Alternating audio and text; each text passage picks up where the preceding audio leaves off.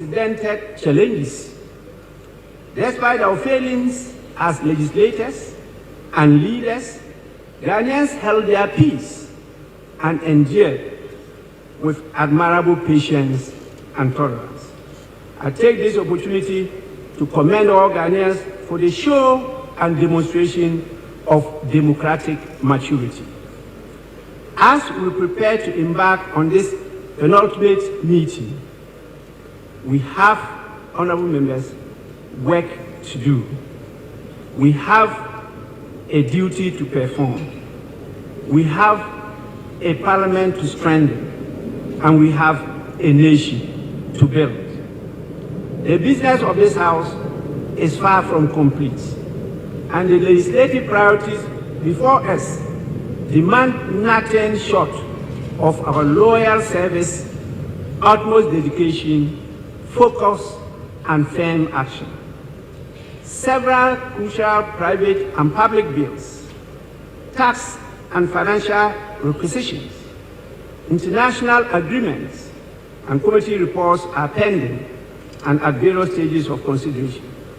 Unfortunately, the season and time are not in favor of a heavy work schedule as detailed out on the order paper. We are compelled, in the circumstances, to be realistic and to prioritize business. Unless we abandon the interests of the people and nation, there is no way a long list of government business on the order paper could be done within this limited period of time before the end of the term of office of this Parliament. Consequently, I propose the House considers the following items as priority business. 1. Expenditure in advance of appropriation bill 2024. 2. Environmental protection bill 2024. A consideration of the process of this bill has been taken already. It just left with the third reading only. 3. Boundary Commission Bill 2024. This is a very urgent bill due to the state of insecurity in the world, particularly our sub-region, West Africa. The Social Protection Bill 2023 as number 4. Parliament Transition Bill 2023. The Parliamentary Service Bill 2024, and a few Public Accounts Committee reports, which, if not taken, will lapse and have to be referred to a new committee in the 9th Parliament. And I believe that will cause irreparable damage to our economy. The two bills sponsored by Parliament are essential in refining the processes involved in the peaceful transfer of the management and administration of Parliament to prevent the occurrence of the ugly incidents at the death of the 8th Parliament. It is time the House takes a decisive action to enact a law to strand out in clear terms the processes and procedures of transition from one Parliament to the other. The Presidential Transition Act 2012 is a shining precedent for the executive arm of government. Additionally, the long-awaited International Business and Economic Transaction Bill,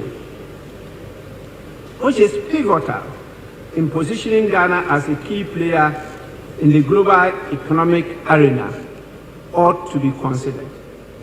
I'm however giving a signal that this is unlikely to happen because of the nature of the bill. But I believe that this bill lays the groundwork for more robust, clear, and transparent international economic engagements, enhancing investor confidence while safeguarding our national interests. I urge the Business Committee and leadership of the House to sequence the programming of these essential legislative items. Honorable members, let us end this Parliament on a good note. It is essential as leaders for us to act to preserve the gains of our democracy. In summary, I emphasize our sacred mandate to serve the people of Ghana. This sacred mandate remains active until the end of this parliamentary term, and nobody should forget of that. Once more, you are all warmly welcome, and I thank you for your attention. Honorable members, we will now move to the next item, definitely our usual item of correction of votes and proceedings and official reports. I have two additions. The first, dated Tuesday, 22nd October 2024. I hope members have copies of that. And so we start with the Tuesday, 22nd October 2024, page 1.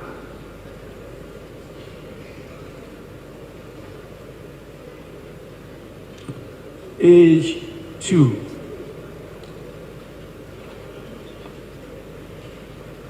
Page 3.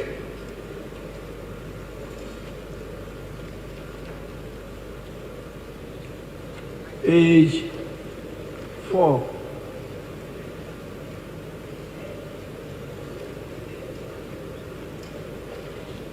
Page 5. Sorry, page 4. Honorable Member for West Central. Thank you. Mr. Speaker, I just want to draw attention to the fact that you adjourned because there was no quorum. But if you look at the total number of people listed here, you have 171. It does contradict the reason you adjourned the House. Purposely for lack of quorum. And you have 171. I just wonder how it is. And the report is saying that the caucus, the majority caucus did not attend the House. So it kind of contradicts the essence of the reasons you close you adjourn. Thank you.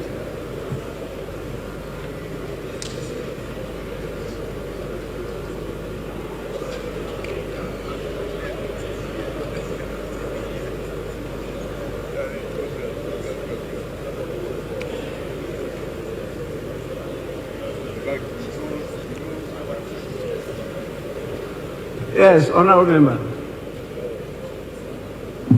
Right, Honourable Speaker, I'm grateful for the opportunity. I'm just wondering if we have been given different votes and proceedings for 22nd October 2024. Because, right, Honourable Speaker, what I have as 120 members, not 170 as Honourable Purple has. So that's Tuesday, 22nd October 2024. I have 120 members present, 7 members absent with permission, and then, as the Speaker, 148 members absent without permission. That's what I have. So I don't know if we have been issued with different votes and proceedings for Tuesday, 22nd October 2024.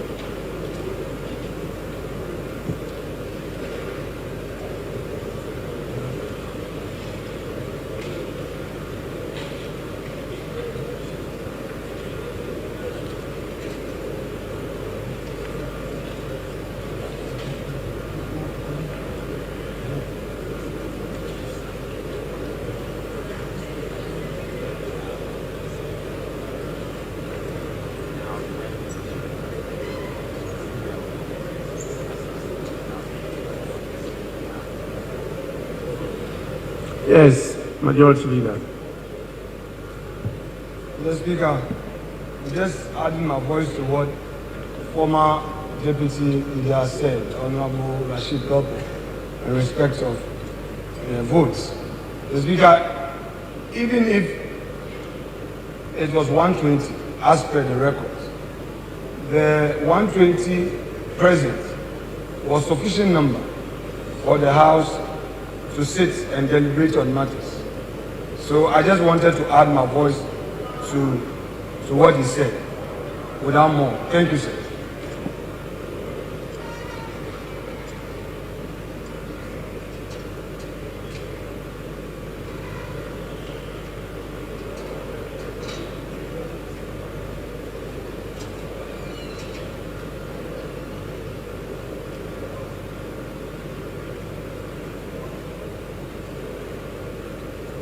Yes, again, Honorable Ablakwa.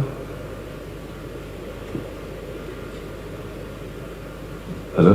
Yeah, I'm grateful, Right Honourable Speaker. Right Honourable Speaker, I rise to draw the attention of the Honourable Majority Leader that the intervention he just made has been settled by the Right Honourable Speaker. If the Majority Leader pays regard to page 8, paragraph 7.3, the Speaker explained that, quote, the Right Honourable Speaker indicated that per Article 102 of the 1992 Constitution and Order 64.1 of the Standing Orders of Parliament, the House had quorum to transact business. However, per Article 1041 of the Constitution, the House did not have the numbers to take decisions. So the matter was addressed by the Right Honourable Speaker. So that intervention that we had the numbers to proceed and all of that. The Speaker, we only had the numbers to form a quorum, but we didn't have the numbers to take a decision under Article 1041, which the Right Honourable Speaker properly addressed. So I don't know where the Majority Leader is going with this. You are leading us astray. And if we can focus on the correct vote and proceedings, if we do have the same vote and proceedings for Tuesday, 22nd October 2024, I think that will be helpful. Yes, Majority Leader. Before I respond to my respected colleague, and I know that he wasn't attempting to challenge me on procedure. In the least, my procedure is good. Mr. Speaker, you made me aware some time ago, and this is a preliminary comment before I come to this issue, that sometimes a speaker may have to make a mistake to ensure that democracy survives. So, Mr. Speaker, this you told me some time ago, that sometimes some mistakes are necessary. I'm referring to Mr. Speaker. Mr. Speaker, I'm saying that sometimes some mistakes are made just to get things done. So I have said that in jest. But let me go to the issue. The issue raised by Honorable Purple was to the effect that the House was adjourned because there was no quorum to sit, not quorum to take decision. That was his argument.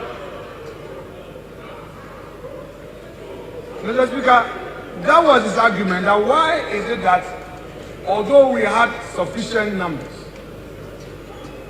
to proceed with the day's sitting, Mr. Speaker, in Parliament, we don't only sit to take decisions. We sit also to make statements. When it comes to statements, statements are made where a matter of national importance is considered, is debated. A motion could also be taken. It is only when it gets to the point of decision making that the secondary stage of quorum would have to be triggered. Mr. Speaker, the issue is the primary issue of quorum, which Honorable Purple wanted to draw the House's attention to the fact that we had quorum to sit. There wasn't any government business on the floor that day. So, Mr. Speaker, I want to take it that perhaps It was one of those necessary errors to get democracy going. But Mr. Speaker, there was no such issue of lack of quorum for the House to sit. And the 120 members present answers the question. Nobody should attempt to create confusion on this matter. Honorable members should not throw dust into our eyes. This is the issue. Hands up will capture the record. The vote is here that we had 120 members present. That is in respect of the 22nd of October 2024. Is here. The last person is Zidane Ben and Watazumu. Is here, Mr. Speaker. So the House was properly constituted to proceed with deliberations. And to undertake other legislative work. Thank you, Mr. Speaker.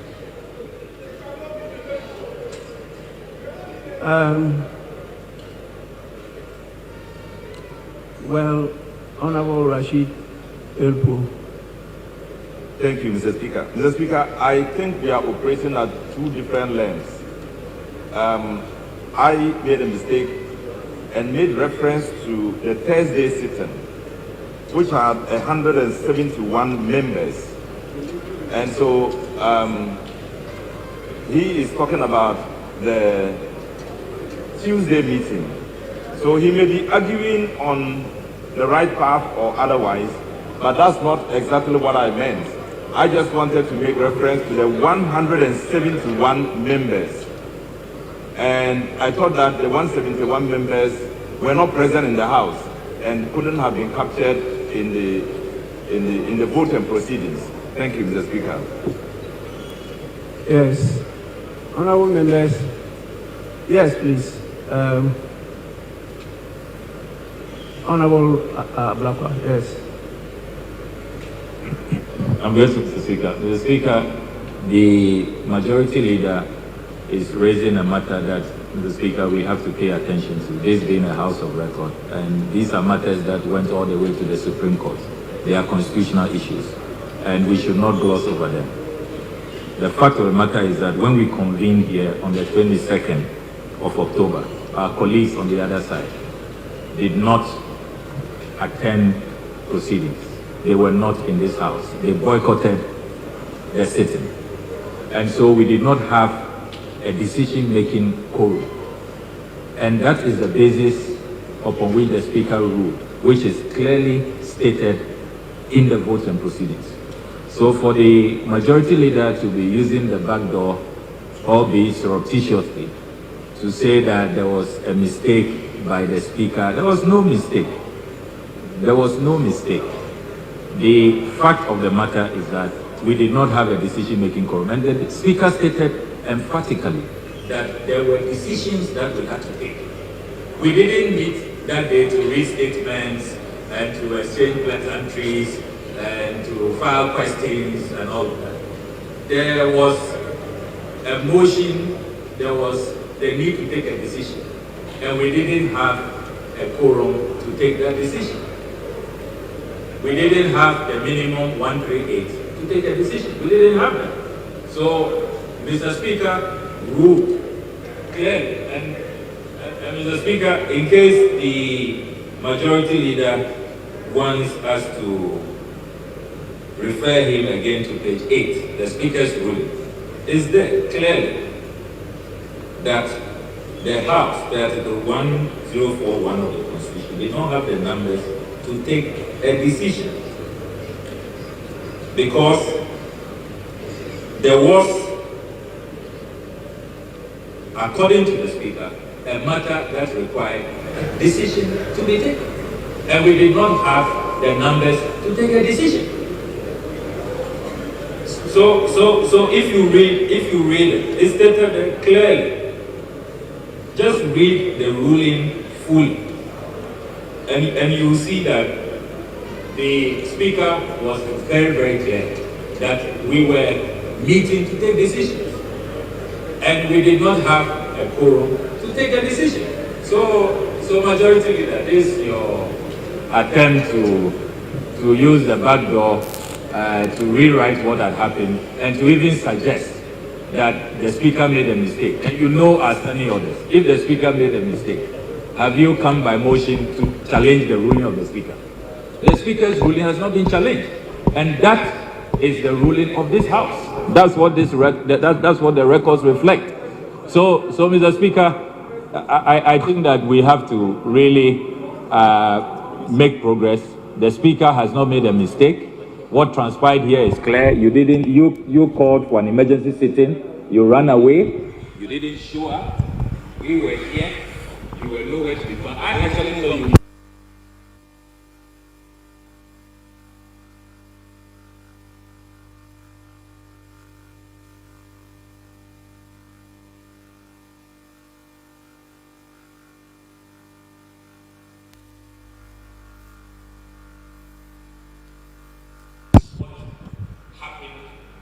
In this House, which has been accurately reflected in our records.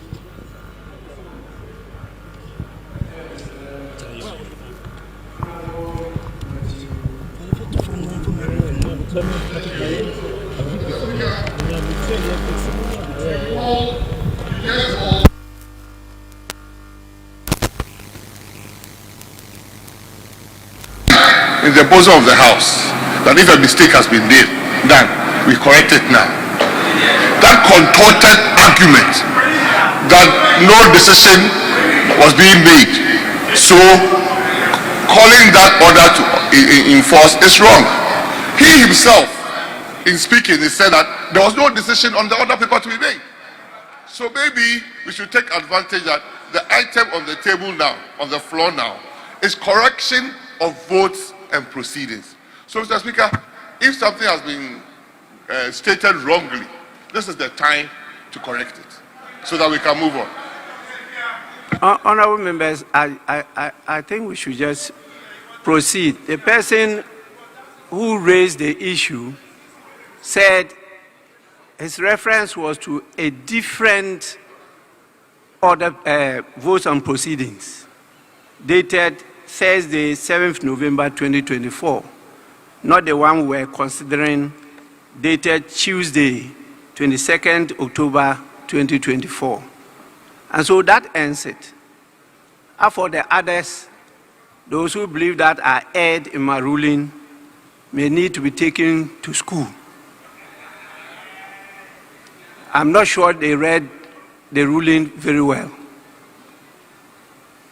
And that ruling actually worked in their favor.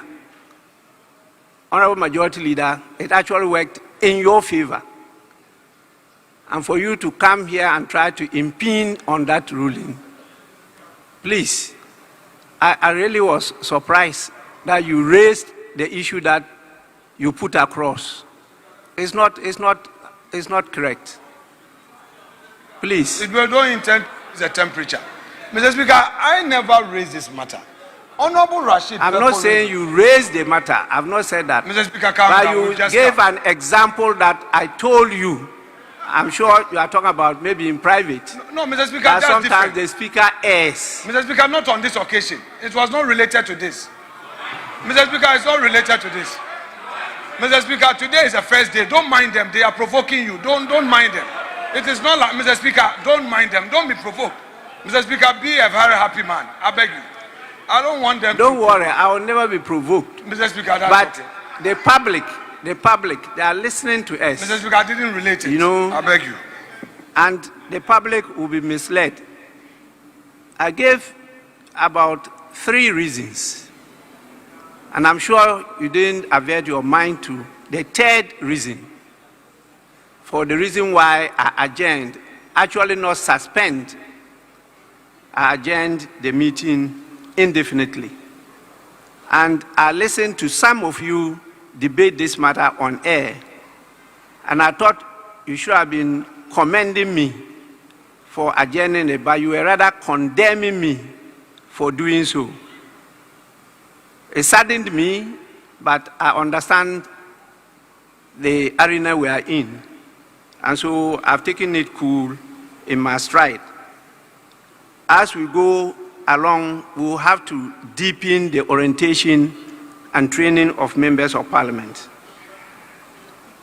so that we don't get the public being confused by you who are seen as leaders, you who are seen who should know better, rather misleading them. So let's go back to the correction of votes and proceedings on the votes and proceedings of Tuesday, 22nd October 2024. We're at page 4. And those present, as you can see, are 120. Those absent with permission were only 7. Then the rest are absent without permission. So please, page 4. Yes. No, page 4. Item 13, I was present, but be marked as absent. Table office, kindly take note. Yes. Honorable member.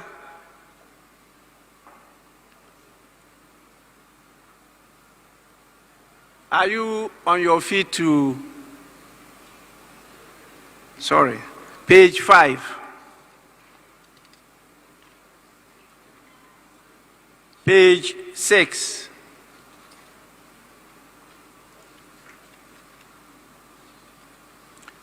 Page 7. Yes. Honorable Osei Mensah Bonsu. Speaker, page 6, item numbered as 98. I think I transmitted the leave of absence request that have been marked as absent without permission. So if you may direct the table officers to take note of that. And having said so, Mr. Speaker, even though we start a bit late, it's past 2 o'clock, it's almost 3. I don't know whether you may want to call for an extension of the sitting period.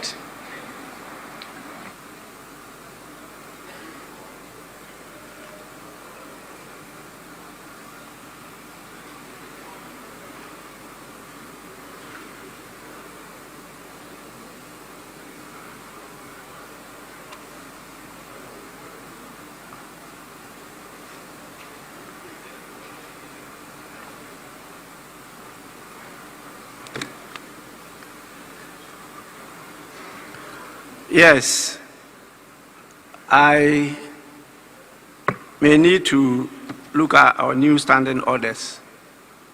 A few things have been changed in the new standing orders. But I call on the table office to look at the request for permission and whether that request was approved. If so, please, you do the right thing by making sure that he's absent with permission. If not, you leave it as it is. But now our standing orders talks about us sitting for 5 hours, not the 4 hours as indicated by the earlier standing orders. And so there have been some change as to a time to announce or give notice to the House of an extension of sitting. So we may have to look at it again. Page 7. Yes, please. You're right, Honorable Speaker. I was marked absent without permission, but I was present. Thank you. What's your number? Number is 138. 1 8.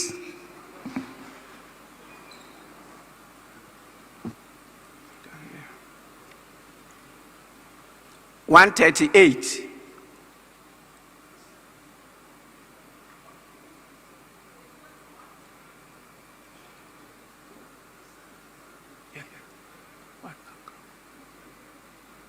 Yes, you want to help her?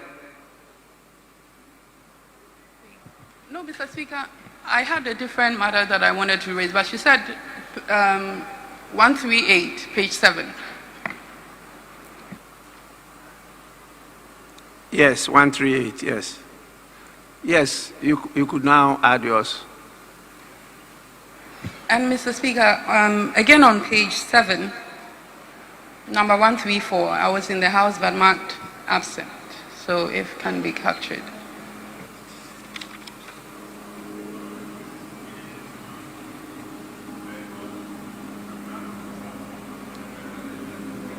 Are you sure that day you were in the house? Mr. Speaker, yes. And I even granted an interview on that day. I came in and my members had done the press conference and left. But at least I was in the chamber, and it should reflect as such. If we are here independently representing our people, on that day, I was here, and I granted an interview after that. Yes, table office, kindly take note of that. Page 8. Yes, sorry, page 7. 7. Mr. Speaker, number 115. I was present that day, but not absent. Thank you. Number 115. Kindly take note. Yes. Speaker, thank you. Page 6, number 69. I was present in the chamber. Thank you.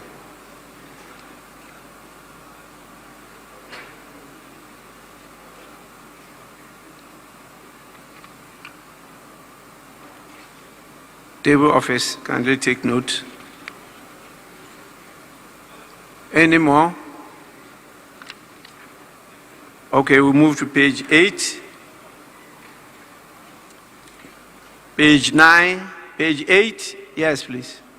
I'm grateful, Mr. Speaker. Mr. Speaker, page 8, the tradition of this House, when there has been a boycott by one side, is that the vote and proceedings capture that. But you go through the entire vote and proceedings, and Mr. Speaker, that is not reflected. Mr. Speaker, for example, if you take the Thursday, 7 November one, that is captured.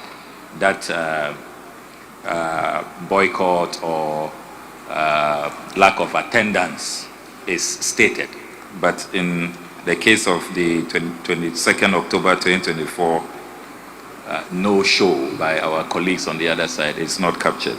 You only get a slight sense of that when you look at the Speaker's ruling, where the Speaker says that the House did not have the numbers to take decisions. But why didn't we have the numbers? That must be stated, because our colleagues were not in the House that day. And that has been the tradition. It is always stated in the vote and proceedings. So, Mr. Speaker, if the table office can reflect that development, because it is missing. Yes, Honorable, is that Chairman of Constitutional, Legal and Parliamentary? Yes, sir. Yes, please. Thank you, Mr. Speaker. Mr. Speaker, in response to my colleague's correction, I do not think that we were in the House and we walked out. That's what we call boycott. Members, it is recorded that 120 were present. This number was absent with permission, and these numbers were absent, Mr. Speaker. And I think that the records, it's captured it straight away. Nothing happened in the chamber that indicates that a group of the people had boycotted Parliament. And therefore, I think it should remain as such. Thank you.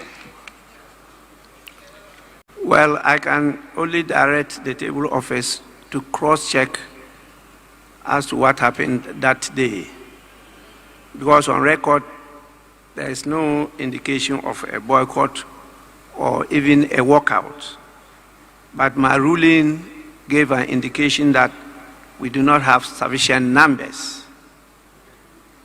And definitely those of us who were present also observed a few things. And I think that it have been captured by the verbatim reporters who were present in the House. But our attention has been drawn by the Honorable Member for Domi Kwabinya that she came later on and was present in the House. And so we have to make sure that we capture all this. But I recall talking about adjourning the House, the meeting, not suspending the meeting. So please, table office, take note of it at paragraph 3 of my ruling. Now we go to page 9. Page 10. Page 11. Page 12. Page 13. Page 14. Page 15.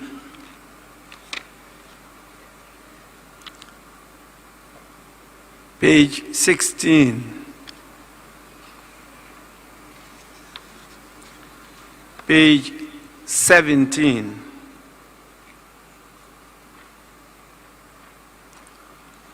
Honorable members, in the absence of any further corrections, the votes and proceedings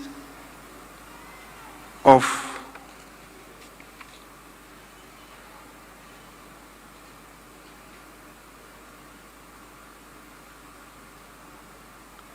Tuesday, 22nd October 2024 are hereby adopted as a true record of proceedings. We now take Thursday, 7th November 2024, page 1, page 2, page 3, page 4, page 5, page 6, page 7,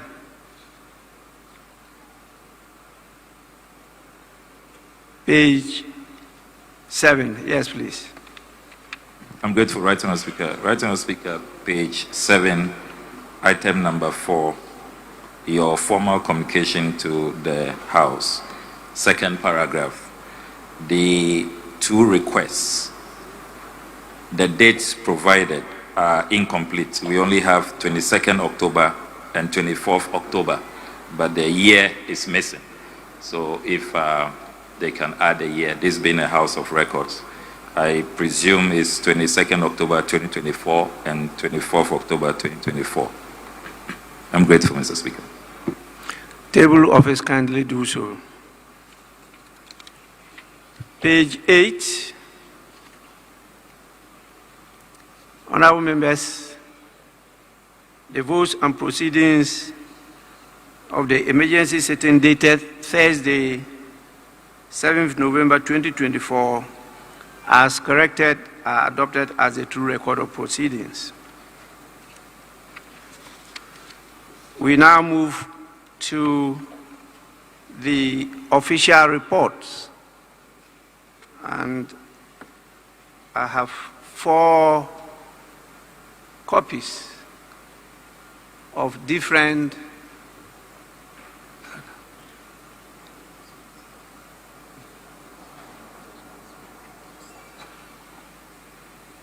sorry, my attention has been drawn to the fact that Honorable Osei Chairman Sebonsu was on his feet. Sorry.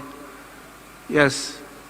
Mr. Speaker, not really a matter of controversy, I thought that is for consistency. Mr. Speaker, you adjourned the sitting of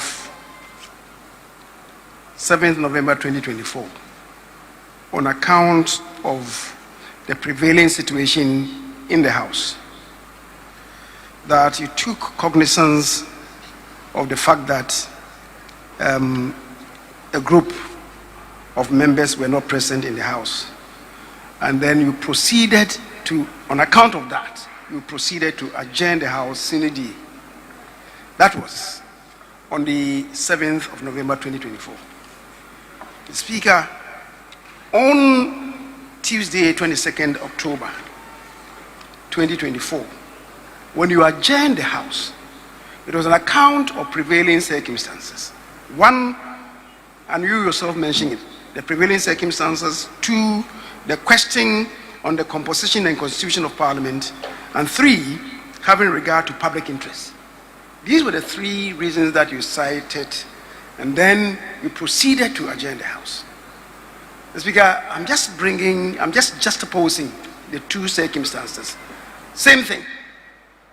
And in that regard, what you did will not qualify for a ruling, because I've heard people refer to the fact that you made a ruling.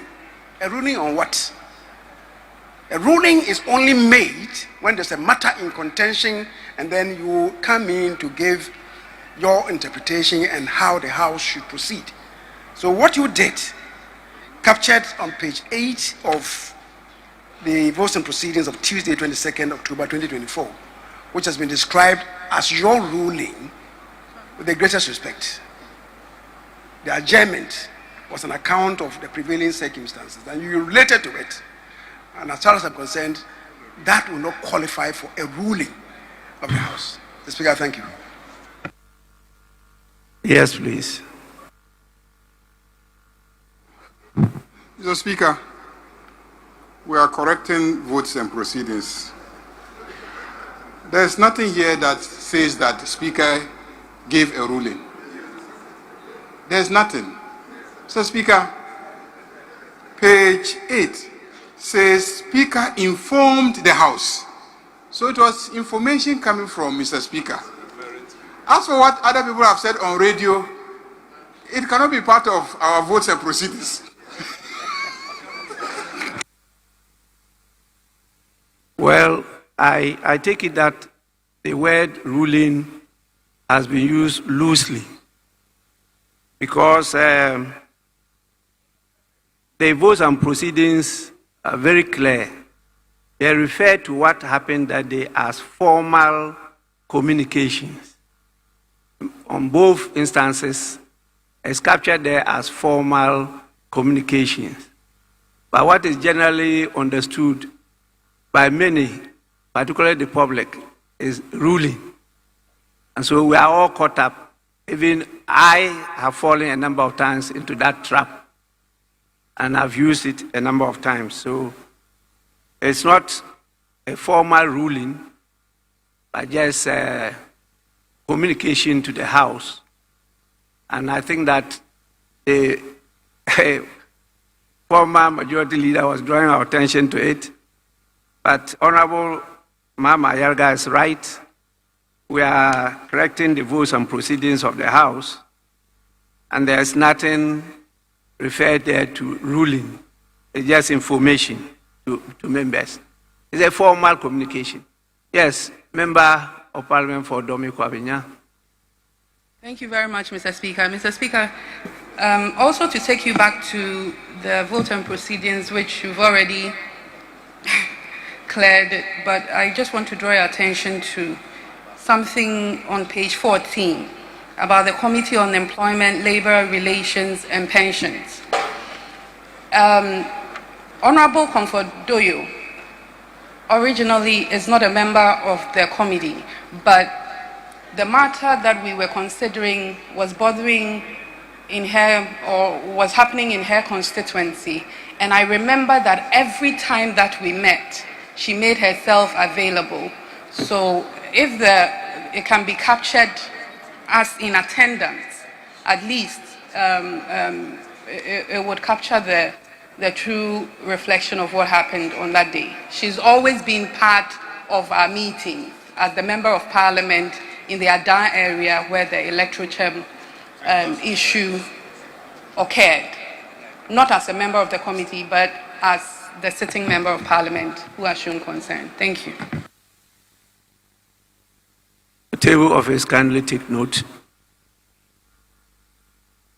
Anyway, let's now look at the official report, starting with the one on 5th July 2024, which is a Friday.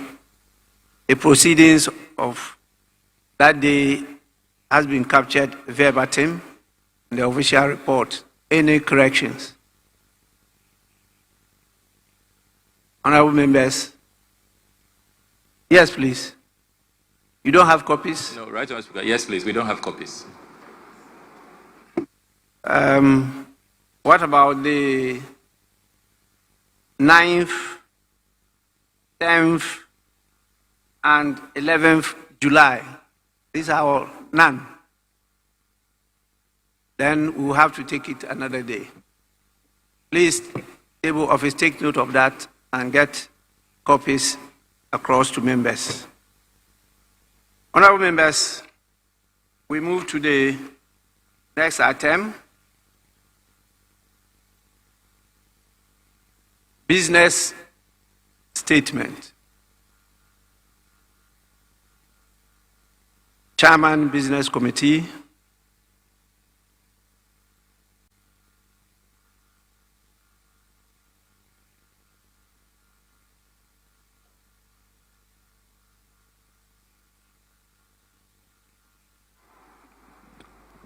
Right, Honorable Speaker, with respect, I shall proceed with a business statement for the week ending 20th of December 2024. Mr. Speaker, the Business Committee met and agreed on the business for the week. Same has been captured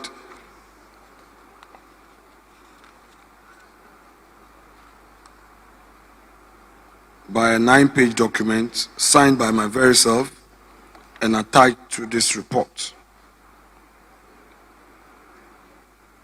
Mr. Speaker, per what we have, we expect to not only end on Friday, but Mr. Speaker, if you would permit, we may have to add Saturday to the sitting so that we could adjourn for the Christmas and then come back. Mr. Speaker, all these that have been proposed are conditioned on resolving some critical outstanding matters, particularly statutory payment and other matters that members expect action on. I expect the whips to take this matter up, the majority and the minority whips to take the outstanding statutory payment matters up so that it will pave the way for us to have a smooth deliberation for the week. The Speaker, the report has been circulated to all members, and I shall proceed to resume my seat and let's invite comment from members so that we bring a finality to the program for the week. Thank you very much, Mr. Speaker.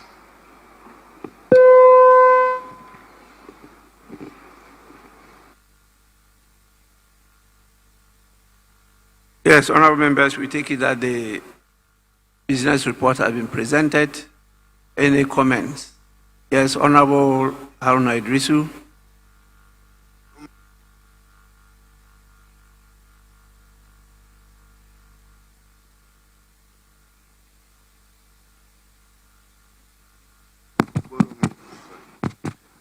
Speaker, thank you very much for the opportunity to make a comment on the business statement presented by the leader of government business. And Mr. Speaker, one thought that the leader would take a cue from your guidance.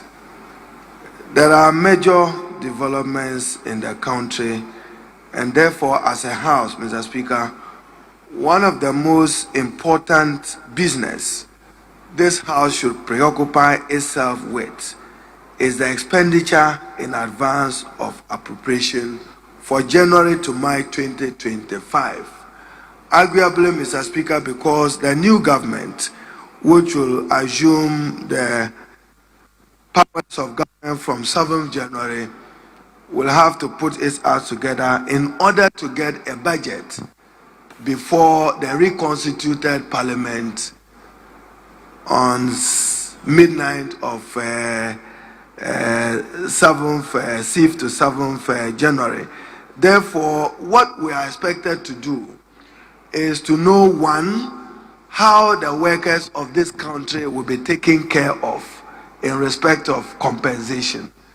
Then, if there are interest payment commitments on loans in order that the country does not stand in default, that would also be addressed. So, Mr. Speaker, whilst you are giving your comments, I'm not sure the leader was listening. So that is major business. As for wanting to commit the new administration to some of the policy guidance, Mr. Speaker, we note that this government has a mandate until midnight of 6th January.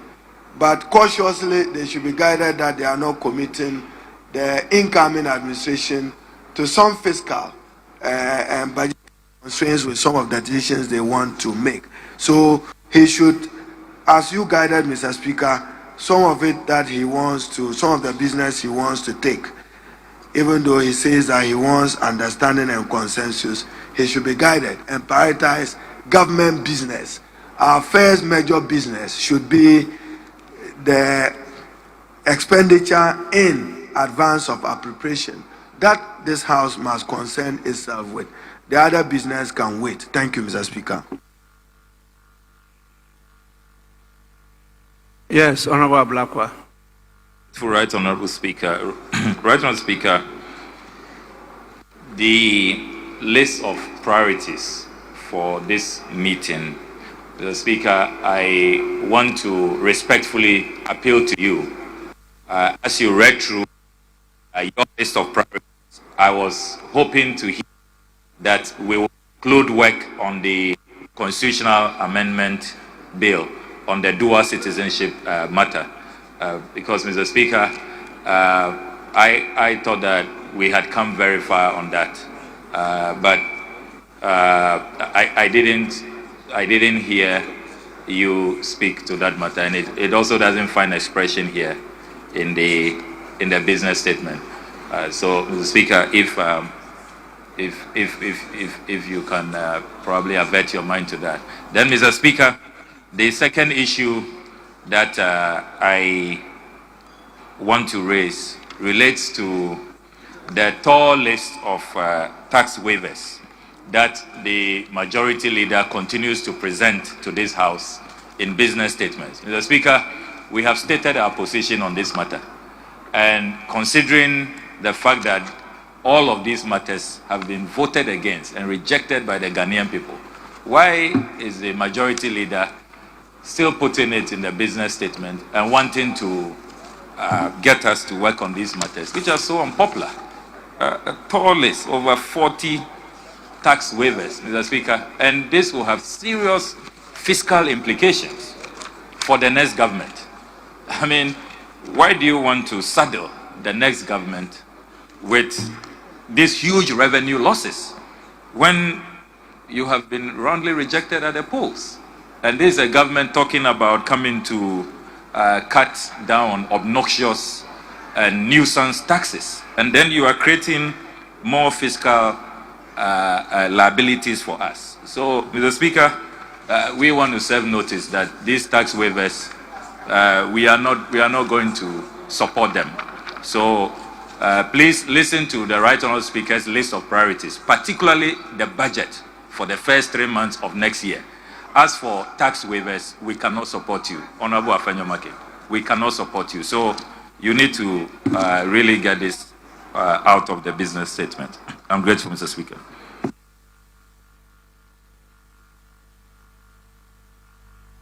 Yes, Chairman. Yes, Honorable Dr. Matthew Opoku-Prempeh. Opoku-Prempeh, yes. It's not hyphenated. It's not. It's not. Only the NAPO is together. Yes. Thank you, Mr. Speaker. Mr. Speaker, I thought the minority leader and the majority leader had come to an understanding as far as government business that we can pursue this session that we are undergoing. Just to get up and say that Ghanaians have totally rejected MPP and all his bills and all his encumbrances is a very, very unfair statement, Mr. Speaker. It's a very, very unfair statement in the sense that there are other things that has been programmed that I think that we shouldn't even bother to do.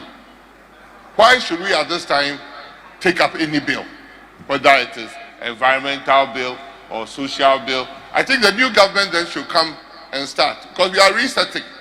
And I agree, Ghanaians voted for resetting. So, Mr. Speaker, let's probably, the only thing we have to do is to take the vote on account and close shop. We should not continue with any business here, because like Honorable Okudzeto said, and rightly so, Ghanaians have voted for the resetting agenda of Nkoko Nketi.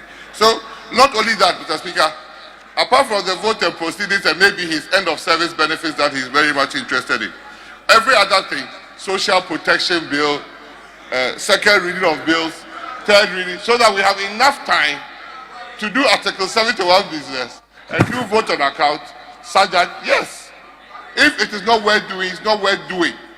Please. So we have agreed on resetting. Let's close shop on everything. Do those that are interested in that will further his own personal interest. And close shop. Thank you. Honorable members, we don't need to debate this matter. I've guided the House because I know what happened at the end of 2000. And I know what happened at the end of 2008. I know what happened at the end of 2016. I know the statements that incoming governments made and the outgoing governments. And we are following those good practices. And so before I gave the proposals in my statement, leadership had a bite on it. Where they agree, I captured it. Where they disagreed, I eliminated it. So I just simply said the items are captured in my statement, sequence them so that we can handle them, because I thought the number one priority is the expenditure in advance of appropriation. In fact, I was told that we will start it today. I'm aware that a request was also made for the Public Accounts Committee reports because of the nature of those reports.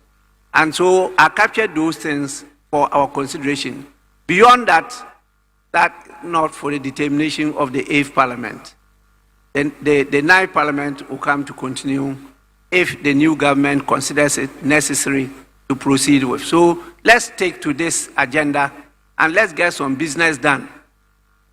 Please. That will be my focus. Yes, Minority Chief Whip. Mr. Speaker, thank you for the opportunity. Just to add that, Mr. Speaker, the Honorable Leader of the House suggested we sit on Saturday. Mr. Speaker, that is totally rejected. There's no reason for us to sit on Saturday. Mr. Speaker, on 2 occasions, his side dragged us out of our constituencies to this house to do what he described as urgent business, which is not different from what is placed here. He refused to even come and do his own business. Now that you have called us under normal circumstances, he's asking us to add another day, a Saturday. Mr. Speaker, what is the justification? And that is why I adopt the position by the former running mate of New Patriotic Party, my own friend, Honorable Dr. Opoku Prempeh, who says that we should take the businesses that are urgent, that is appropriation in advance expenditure in advance of appropriation, and those items that are time bound, and then we call it a day. The new government comes and decide what priorities are, then we do them, Mr. Speaker. So I think, leader, we beg you, I know you have a tough job, but to assume that we can do, you know it yourself, we cannot start any bill now. We've never even done it before. It is just not, and I would encourage you, the atmosphere in the House today appears to be cordial. I entreat you to entrench the peaceful nature of this House towards Friday. Any attempt to do other things may not be good. And you also said the whips should do something about welfare. Leader, you have the key to addressing the welfare issues of this House. I have no control over the finance minister. I have no control over the common fund administrator. You can do that. I don't even know the last time I saw the how do you call it, the common fund administrator. All I know is that during the campaign, candidates of a particular party receive a lot of goodies from common fund. It's not from her. It's not from her. Okay. Honorable Dr. Opoku Prempeh said that it's not from her. I just said, I didn't mention any name. I said they receive goodies. One particular party received goodies that appear to be goods from common fund. But if it's not from her, fine. But the only people who can cause the common fund administrator to disburse to the assemblies, the only person who can cause the common fund administrator to fulfill her mandate as in the constitution is you, not our side. But if he fails, maybe we would advise ourselves. So there is no shifting of responsibility. You have the opportunity. I've seen people call you majority leader today. Lift your the expectation. We have 5 days to prove you are majority leader.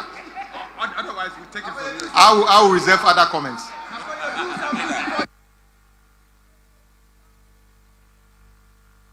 Honorable members, we are on the business statement. Yes, Chairman, Business Committee, and Majority Leader.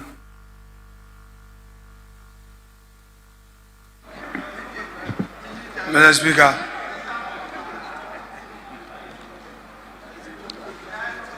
these items that have been listed on the business statement have not suddenly arisen. They are not matters that have suddenly arisen. They have been with us.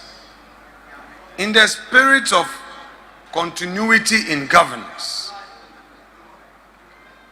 in the spirit of setting a certain novel precedence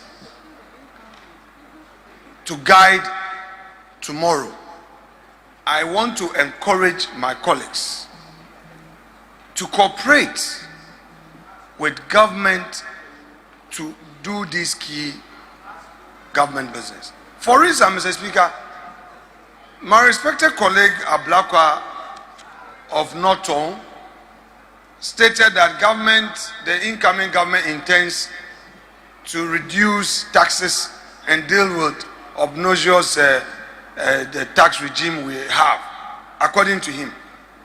If that were to be so, why will this same incoming government reject the 1D, 1F, which is giving an incentive? Because we don't want too many imposition of taxes on corporate Ghana. What this tax is doing, what this is doing, is to take away the taxes. You say that you are going to repeal taxes. We are giving an incentive. You say no. Honorable Majority Leader, business statement. Yeah, Mr. Speaker, I'm responding to the consensus. No, we are not debating the subject matter. We are looking at the business statement. Yes. and the items. So, Mr. Speaker, what I'm saying is that I did not just come up with these. We sat at the committee. It's a collective decision to bring this proposal.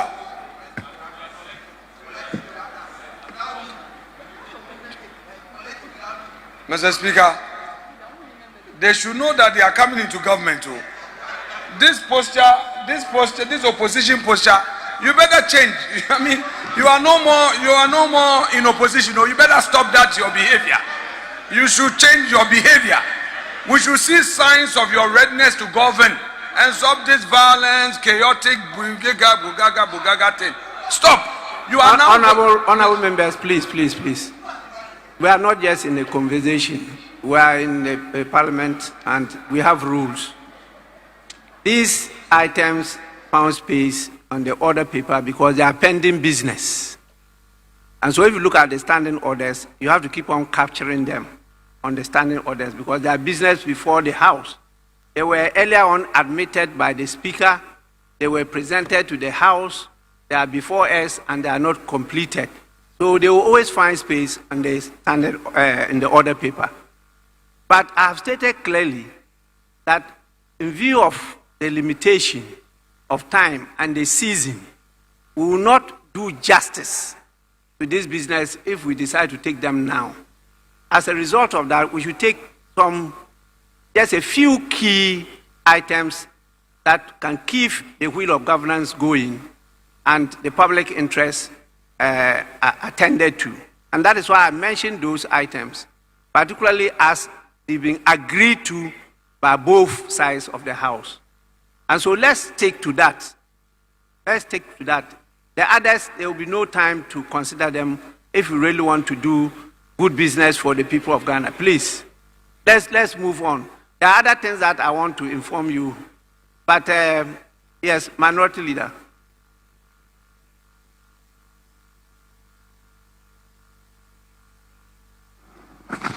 Right Honourable Speaker, let me also comment on the business statement. The Speaker, this morning I made it clear to my colleague, the Honourable Afenyo Markin, that it would be wrong for an outgoing government to commit an incoming government to millions of US dollars, which will be a fiscal strain on the next budget. The Speaker, I said this on the backdrop that before us, they are proposing to buy ships worth 140 million euros at this time. Mr. Speaker, it is very wrong for a government that is leaving office in 3 weeks, to commit 140 million euros. Mr. Speaker, if it is extremely important for the state, allow the new government to commit them. Right, Honourable Speaker, the tax exemptions before us, if approved, will have a fiscal burden in the next budget. So you are saying that the next government should carry your burden of $350 million? Mr. Speaker, no way. No way. It's not going to happen. Right, Honourable Speaker, as we speak, there is no 2025 budget. Activities before us cannot commit to the 2025 budget. You don't know the priorities of the next government. Look, I reviewed the Hansard before coming here. The Honorable Chairman Bozu is a precedent to me. Okay, it's authority on this matter. In 2016, what he said to us, and it is for that reason why today we were not able to take the loan for Damango water. I brought Damango water before us. They said to us that you cannot commit the next government, and if it is urgent or important, allow the next government to take it. So, Mr. Speaker, issues that will commit this country, as long as our budget is concerned, Mr. Speaker, I beg to say that let us leave it for the next administration to handle. But there are other low-hanging fruits here, like the Environmental Protection Agency bill. It is only, we finished the bill, we have left with only the third reading. So Speaker, that one, if you want to do it, you can do it. If you don't want it, the next minister responsible for environment will come and do it. But anything else, Mr. Speaker, it won't happen. It will not happen. Thank you.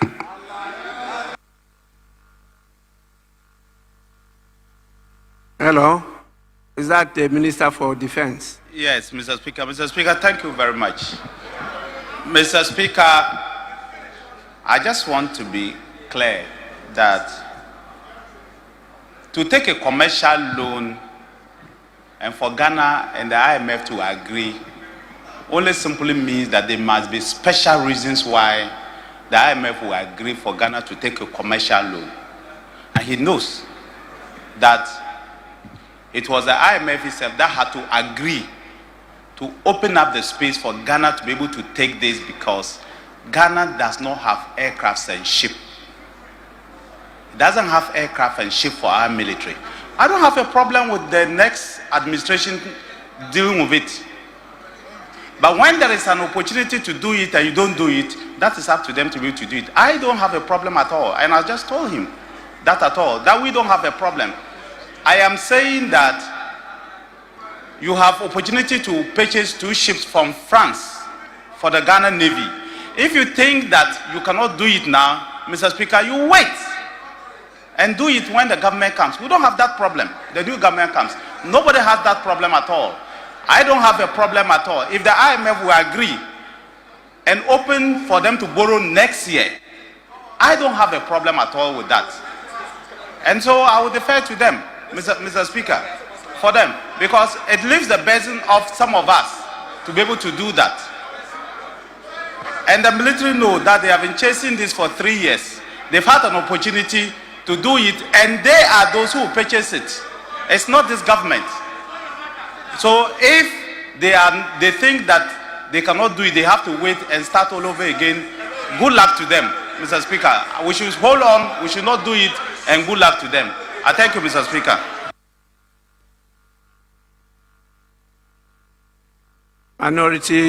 Deputy Minority Whip.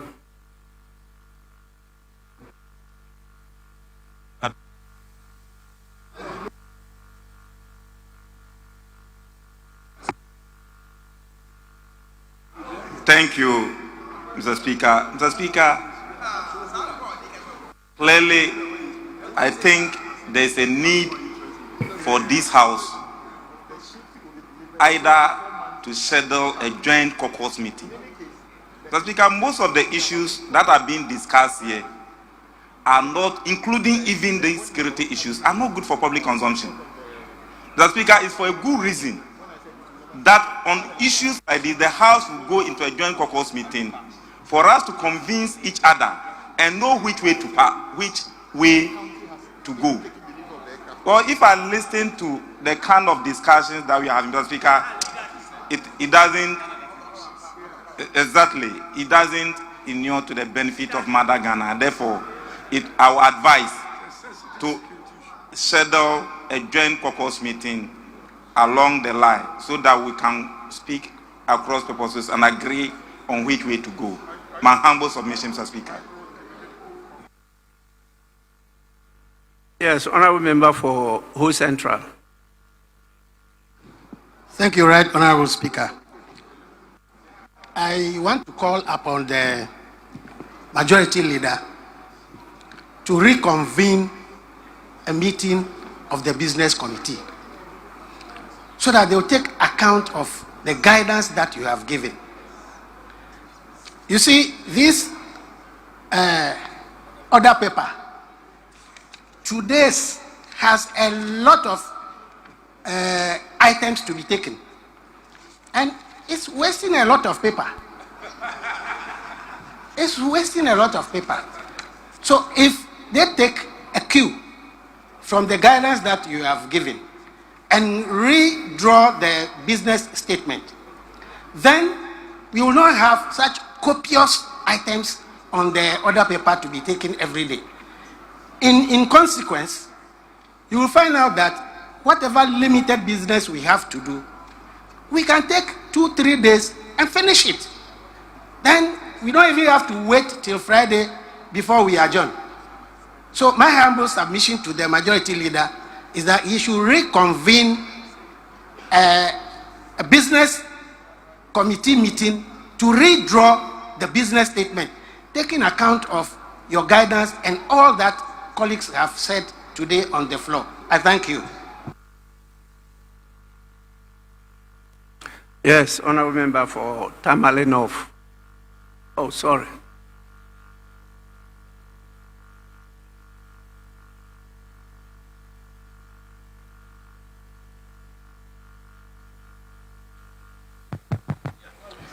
Thank you very much, Mr. Speaker, for the opportunity to contribute to the business statement that has been ably presented by the majority leader. Mr. Speaker, I will not wish to take part in the ongoing conversation on the other matters. I just want to crave your indulgence and make an appeal, Mr. Speaker, to you and the business committee to perhaps consider, even though the time is so short, space for a security briefing on the elections that has just taken place. Mr. Speaker, this government may not have the opportunity again to speak to this nation on how well or not they have handled security, especially in relation to the just ended elections. Mr. Speaker, I think this is important because loss of lives during elections should not become a norm.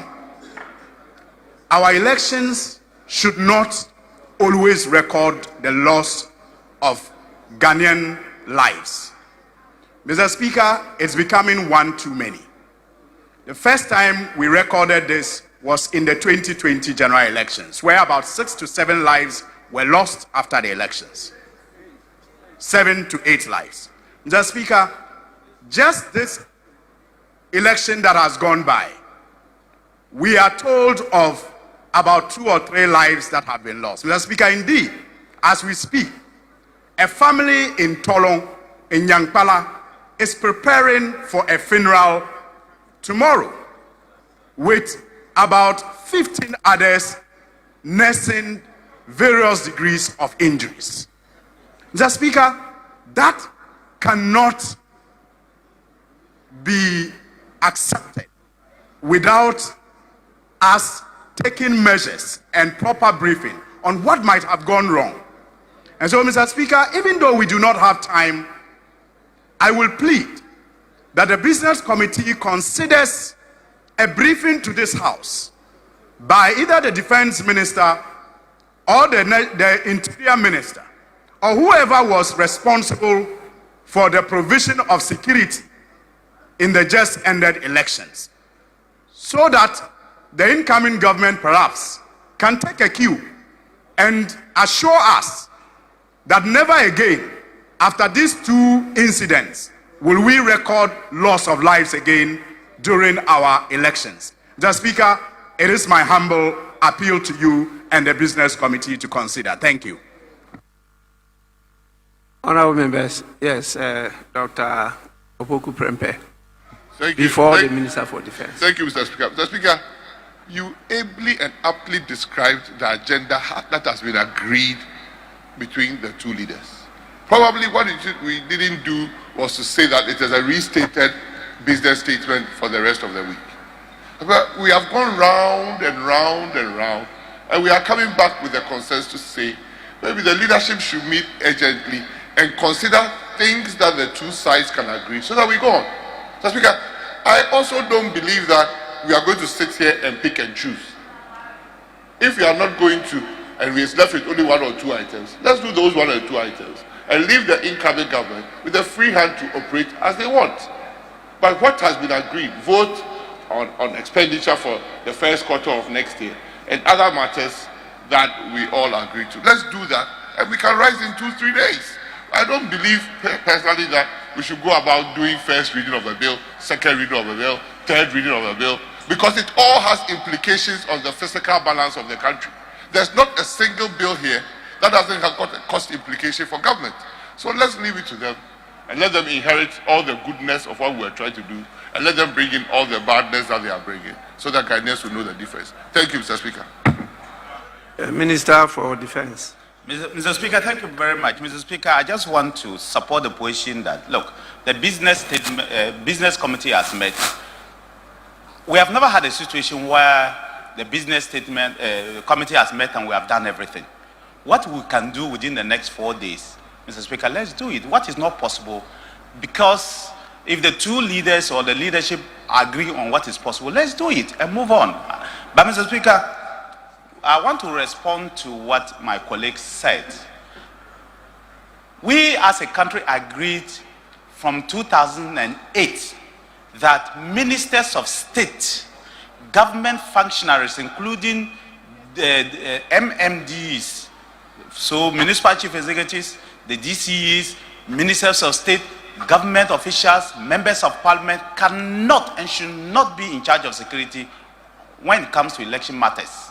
It should be left to the purview of the security services led by the police. So at the national level, it is the Inspector General of Police who is in charge of the security, the committee that oversees the security when it comes to election purposes. And at the regional level, it is the regional police commander who is in charge of it.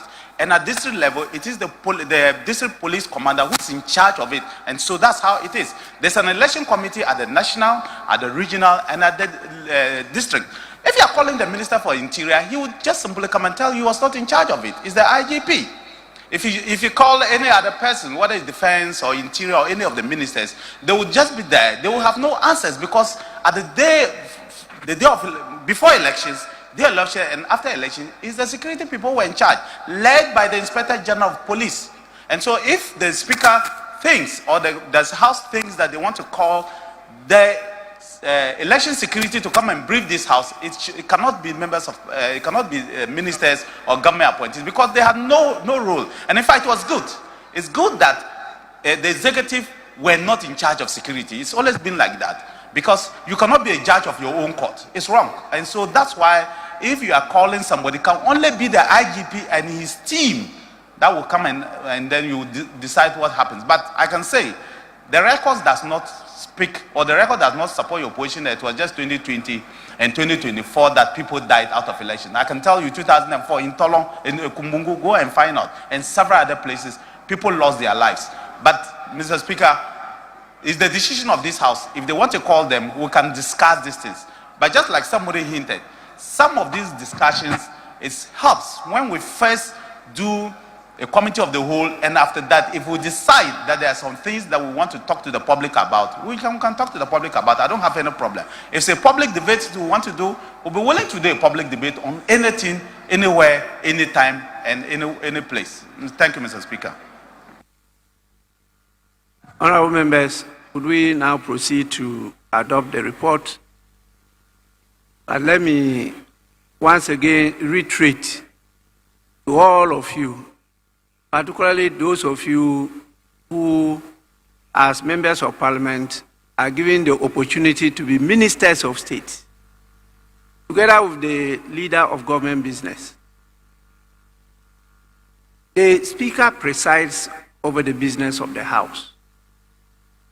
At least, even if not captured by our rules, the Speaker should have pre-knowledge of the business coming before the House.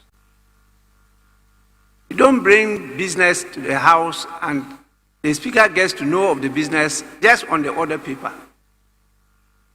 How are you going to manage the debate on the business?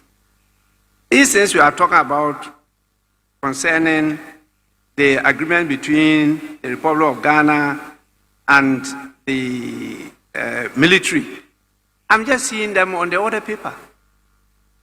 I have no document, I have no briefing, I have nothing. And I'm expected by our rules to be the one admitting the business, and the business being referred to the business committee to deliberate upon and schedule for the consideration of the House. I've told you a number of times that please don't try to shortchange the Speaker's role in this matter. It's very important because sometimes when you are having this debate, the Speaker is able to intervene to also draw attention to the national interest. And sometimes the Speaker prevails in doing that and is able to convince both sides of the House to adopt the business. But if the Speaker has no knowledge, there's nothing you can do. But I really had discussion with the leaders. And I also took note of what has happened in previous years. And that is why I guided the House as to the essential items, in fact, the critical items that we should consider within this week.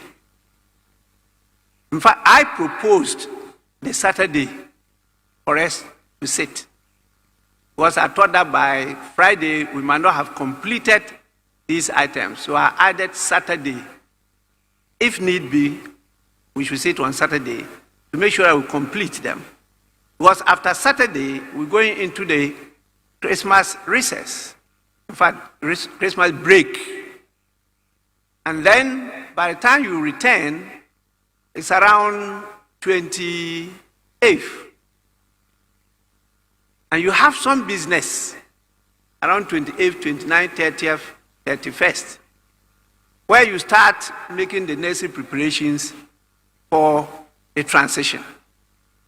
By our new standing orders, there are a number of things we have to do, including the government of the day, to pave way for the new government to take over.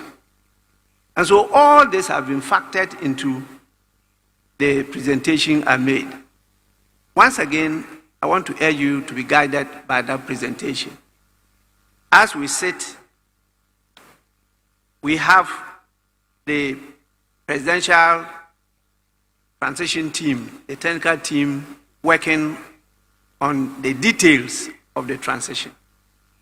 We have in the law, that is Act 845, the functions of the team.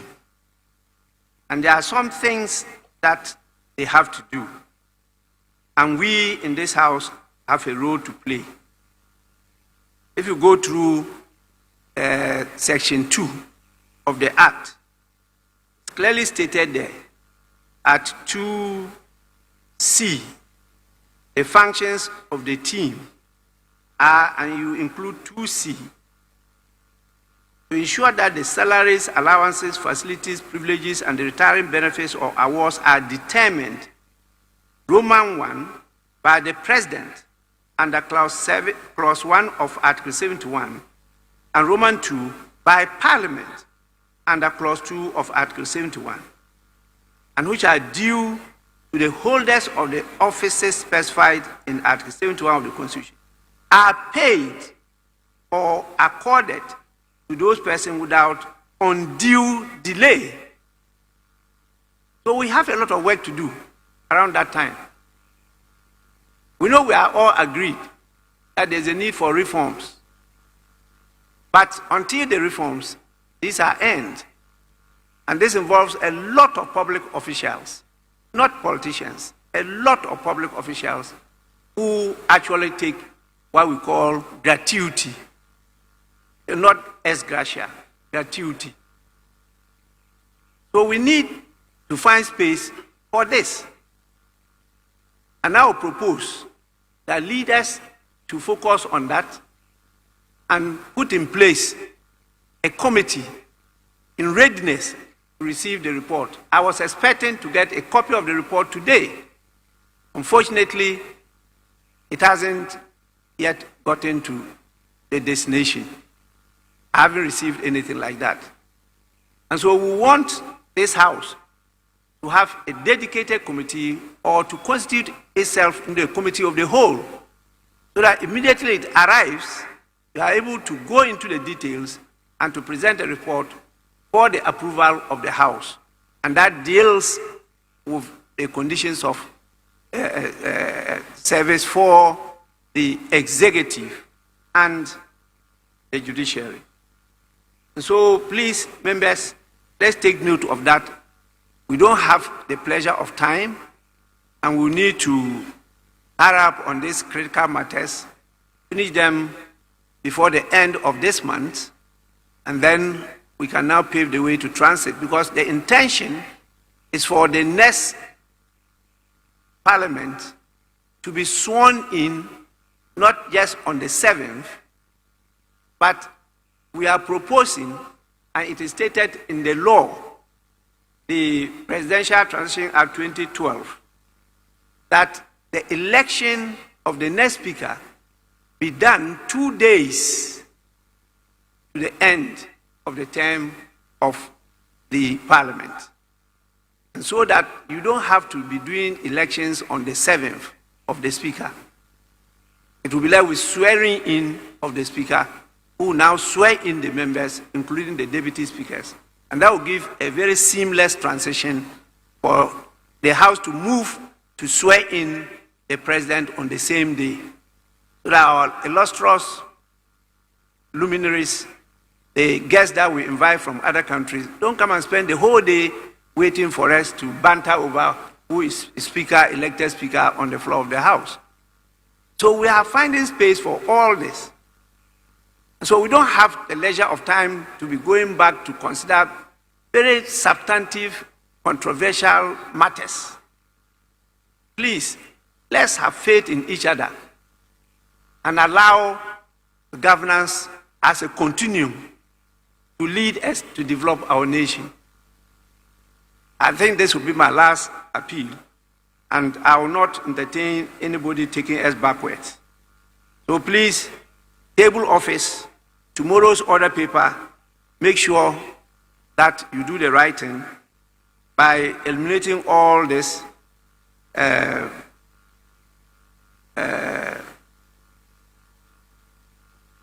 very heavy business load on the House, because we will not be able to do them. We should not keep on deceiving the public that these are before the House. On the issue of the Constitution Amendment Bill, that is very dear to my heart. But there were serious objections that were raised by the current government, and in the discussion with leadership, there was no agreement. And so we decided that since we all agree that it's important to make some constitutional reforms, why not let's carry it along to the next government for it to be comprehensively taken through with the rest. If the need be for it to be taken earlier, it will be done within the first quarter of next year. So that was the understanding. So I had to remove that from my priority list and to allow the social protection bill, because, again, the leaders drew my attention to some benefits that will inure to the country. And it's not a controversial bill, that we could take it through as quickly as possible. That is why it's being added to the list of priorities. So please, let's go on with that. With this, I proceed to put the question. Those in favor of the adoption of the report of the Business Committee as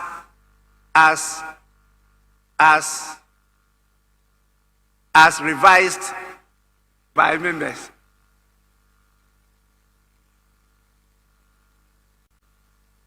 Yes, Majority Leader. Mr. Speaker, with respect, we've discussed and expressed opinions. My humble suggestion is that we should adopt the report subject to the issues raised, so that, Mr. Speaker, we come back to the House. I mean, the adoption of the report is not a finality. So, as revised, because we have not given specific amendment to it, and we agreed as a house. And I'm surprised that the minority leader coming to the floor to again raise an objection on a matter that by consensus we've agreed. But that is politics, Mr. Speaker. An impression is being created as if these items are new items that have suddenly arisen. It is not the case. But it's okay, I'll rest my case. Majority Leader, it's not fair. You know your colleague Minority Leader is not here. But both of you sat with me on this matter. Yes, and you never agreed. He is not there. Now you got up to say you agreed and you are trying to talk about at the business committee level. I wasn't present there. The meeting I was present was me and the two of you. You did not even allow your colleagues in leadership to be part of that discussion. And you disagreed. So you don't get up to paint a picture as if he's reneging on something he has agreed to earlier on. That's not fair. Right, Mr. Speaker, I don't want to debate this matter, but Mr. Speaker, we had a business committee meeting, and I have signed a business committee report. Mr. Speaker, for me, if members have new issues to deal with, we can deal with them. But let us adopt the report without any condition. And then we can take other matters up. That's what I want to suggest to the House. Yes, honorable members, do we have to keep on debating this matter? Yes, okay. Speaker, truly, the Honorable Minority Leader, when he got to the business committee meeting, the Honorable Majority Leader was not there. So it is not like the two of them met at the business committee meeting. Leader, clear that. Secondly, the business committee meeting was supposed to be started at 9. The Honorable Majority Leader sent a message that they should send it to 10 a.m. By the time the Honorable Majority Atuforsin got there, Leader, you had convened the meeting and closed the meeting and left. When he got there, he disagreed and wanted the meeting to be reconvened because you misled him with the time. So if you come here and you are now painting him as if he went to the meeting and agreed with you, only to come here and have a change of mind, you are not being fair to him. For Christ's sake, Mr. Speaker, the Honorable Minority Leader Atuforsin was clear at the meeting. He said he wanted clarity. We should select the items to be agreed upon before coming here. And you prevail upon that when you get here, he can express his opinion. He has come to do same, and you are painting him black. So which is which? So clearly, Mr. Speaker, we should go by the path that you are chattering to, and I think it's the best way to go.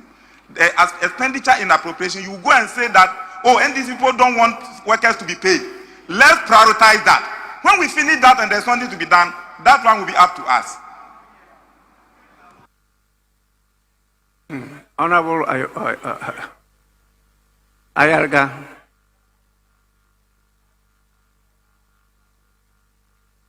Speaker, I think that we all know that whatever is contained in the report constitute proposals to us as a House to accept or reject. The proposals were made. Indeed, Mr. Speaker, you drew attention to the fact that given the time at our disposal, we will not be able realistically to cover all the items that are being proposed. And you suggested that we prioritize certain items. Members raised issues, rejected some items contained in the proposal. You have put it to a vote, and he is saying that we should accept everything. When members are very clear that certain items contained in the proposals are not acceptable to them. If you don't accept a revised proposal, this side is likely to vote against it. And if we vote against it, then there will be a problem. So please accept a revised proposal as indicated by the Speaker so that we can move on. Please. We raised issues about the tax exemptions. We've raised issues about the bills. In fact, your own side is even against some of the proposals and saying that let's deal with the expenditure items for the first quarter of next year. And then we close. So there's clearly no consensus on all the items contained in the proposal. That is why we should accept the Speaker's proposal that let's adopt a revised business statement report. And then we can move on.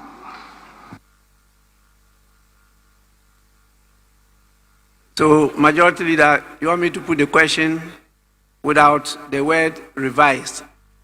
I'll just put the question. Those who are in favor of the adoption of the report, then they vote. Mr. Speaker. Yes, please. Mr. Speaker, let me make this important point. Then we can draw the curtain on this matter. Mr. Speaker, the practice in a parliament is for government business to be tabled on the floor, views expressed, and a vote taken. Mr. Speaker, these items have been business of government since some have been on the business state or border paper since 2022. Some have been on the order paper since May. Mr. Speaker, what is their problem? If you say you are opposed to it, so be it. Let us come with the motion. You have your 137. Your 137 will say no. Our 138, if we have it, we vote for it. Two, Mr. Speaker, on the judges, the committee is done with its report. You participated. The report is supposed to be laid. If you are against it, that is your principled position. But you cannot say that government business, because you merely disagree, we should not list it on the order paper, or that it should not be a matter for business committee to consider. We will be setting a bad precedent for democracy. We will be setting a bad precedent for democracy where members will say that because they disagree, they will vote against a business statement to say that we agree for this item to be on the business statement. We don't agree for this. What you do is to wait to express your opinion. And when you express your opinion, if at the end of the day your opinion carries the day, so be it. But Mr. Speaker, what they are introducing is very unknown to our democracy. Very unknown. And I want to accept that. We should not set a bad precedent because... Honorable Majority Leader, yes, please resume your seat. Thank you. We have been confronted with these things before. It's not the first time. Go and read the Hansard of 2000. You will come across a similar challenge that faced the House. That time, I was chairman of the Committee on Constitutional, Legal and Parliamentary Affairs. His Excellency the President was the ranking member. Go and read it. The same issue of nomination of judges to the Supreme Court came up. And there was serious objection by the minority then. And the then government had to drop those nominees. Go and read the Hansard. And the reason that were adduced, led by His Excellency the President at that time, they are there. So don't create the impression that this is the first time such a challenge is facing the House. If there's a need for us to improve upon it, and I believe there's always a need to improve on these things, okay, let's say so, and let's go on it. But I gave you a reason that these matters are so important that we need time to consider them well. If you wanted to always sit till midnight or the next day, I'm available. Luckily, I'm very healthy now. You know, I can sit through. Be prepared. But let's do a good job to make sure that the decisions we take will be to the benefit of Ghana and Ghanaians. That's most important, not just rush through them and then maybe further aggravate the economic or social situation in the country. That's my worry. We have spent the whole day today not doing much. I don't know what will happen tomorrow. But I'll put the question. If I put the question as you have requested, I'm trying to look at your numbers. Because sometimes I have to save you from embarrassment.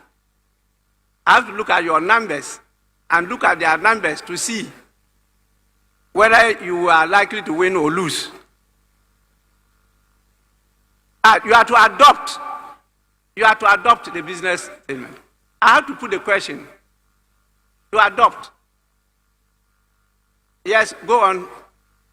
We should check the rules. Mr. Speaker. Yes. Mr. Speaker, the business committee report has been submitted, and issues have been raised. Some issues have been raised. Some of them legitimate with respect to the time available to the House for doing justice to some of these matters. On the other hand, Mr. Speaker, the matter being raised by the majority leader is also legitimate in the sense that if a paper is to be presented to the House and a decision is taken that no, will not allow you to introduce the paper to the House, it means that technically you are saying that you don't allow government business to come to the House. And that will be a dangerous precedent. I mean, technically. Also, for the Speaker, you're giving a very useful guidance as to going forward, what should be done. So, Speaker, it is useful. However, we must also be careful. Is it the case that a Speaker would say that I will allow this government business, I will not allow this government business? So, even though I see a lot of sense in what the Speaker is doing, we must also look at the technical implications. I think that we have these matters before us. Admittedly, it's not everything that we can deal with. So we adopt the report and we consider those matters that have come before us. We get to first reading is just rising and bowing, but we can't transact business on it. Like the second reading and so on and so forth. Because when you do the first reading, you now have to refer the matter to the appropriate committee to go and consider and report to the House. Do we have the luxury of time? We may not have that luxury of time, which then goes to what direction the Speaker is giving us. That let's look at all these implications. So we become very pragmatic in the consideration of these matters. So I'm saying that time certainly will not allow us to deal with all these before us. I agree. But when it is advertised for a paper to be presented and the indication is that no, we will not allow this paper to be presented, that also has its own connotation, which in my view will not be good for the image of the House. But we must be pragmatic. What can we deal with? What can we not deal with? The Speaker has offered some suggestions. Going forward, we look at what to do, what we can do, and what we cannot do. As simple as that. Which is why the leader is saying that, okay, let's adopt the report. However, we must take into consideration the various suggestions that come from the floor, that have come from the floor. Then we move on. So that is my consideration of the matter. Yes, Honorable Ayaria. Speaker, Mr. Speaker, it is already known to us in this House that this meeting took place without the participation of our leader. That became obvious when Honorable Ahmed took the floor. He indicated that our side did not participate because they were misled regarding the timing of the meeting. This is a very serious matter. And you have given further guidance. Indeed, I think that the proper thing to do is to adjourn and direct them to go and meet again tomorrow morning. Both sides agree on a common agenda and bring back to us. Because we will not approve an agenda that is entirely orchestrated by one side. Mr. Speaker, it is obvious. He did not dispute the fact that Honorable Atto did not participate in the meeting. He did not also refute the fact that Honorable Atto asked for clarity in relation to exactly what should constitute the agenda. So clearly, this is not an agenda that was agreed upon by both sides. So he misled us, and so this House is being cajoled into accepting something that one side did not participate in deciding on. So, Mr. Speaker, I think that the best thing to do is to adjourn, direct them to go tomorrow morning, meet, and then agree on something and bring to us, informed by the debates that have taken place today, the discussions that have taken place today, and your own advice. And I heard you, Mr. Speaker, indicate that even you were not aware of the entirety of what will constitute the program. And that is why you recommended that we should stick to certain items that you think are more practical. And indeed, the great leader is agreeing that we must be very practical, that we cannot deal with this tall list of items that the majority leader is trying to impose upon us. So I urge you to adjourn and refer the matter back to the business committee, let them meet tomorrow morning, and let them bring us a practical, acceptable, realistic agenda. Thank you, Mr. Speaker. Honorable members, even though I allow you for purposes of education and creating public awareness as to how we do our business, so sometimes I allow these exchanges. It's important for us to note that the speakers listen to both sides of the House. And the information at the disposal of the speaker also includes the technical staff, because the clerk is the principal advisor to the speaker on practice and procedure of the House. Apart from that, there are other authorities that get in touch with the speaker. And so I use that to advise. But when a business item is admitted by the speaker, and it is passed on and processed for the consideration of the business committee, and is scheduled for the attention of the House, that item cannot just be prevented from being presented, because it's not yet before the House. It's when it's presented that it becomes the property of the House. And the House now will take time to go into it, bring a report for deliberation.